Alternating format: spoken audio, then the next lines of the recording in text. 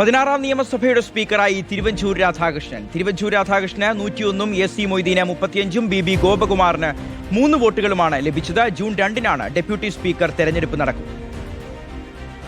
Shri Thiruvanchoor Radhakrishnan, a veteran political leader, is declared elected as Speaker of 16th Kerala Legislative Assembly.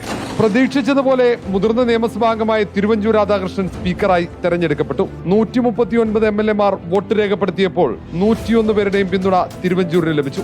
LDF-ൽ നിന്നും മത്സരിച്ച A C മൊയ്തീന് 35ഉം NDയുടെ B ഗോപകുമാറിന് 3 വോട്ടുകളാണ് ലഭിച്ചത്.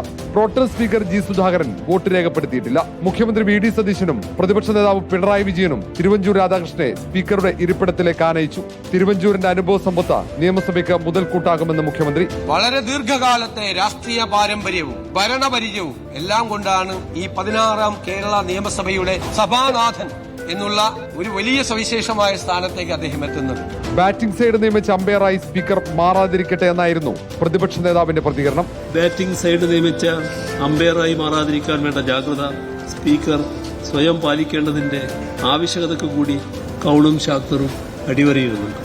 BJP ആദ്യമായി സ്പീക്കർ തെരഞ്ഞെടുപ്പിൽ മത്സരിച്ചത് ചരിത്രമായി. നിയമസഭയിൽ പലപ്പോഴും ചട്ടങ്ങൾ ചൂണ്ടിക്കാട്ടുന്ന തിരുവഞ്ചൂർ ഇനി സഭ നിയന്ത്രിക്കും.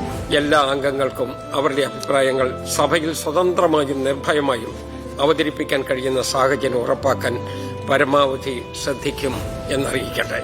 ഇന്ന് പിരിഞ്ഞ നിയമസഭ ഇനി ഗവർണറുടെ നയപ്രഖ്യാപനത്തിനായി 29-ന് വീണ്ടും ചേരും. റിപ്പോർട്ടർ, തിരുവനന്തപുരം.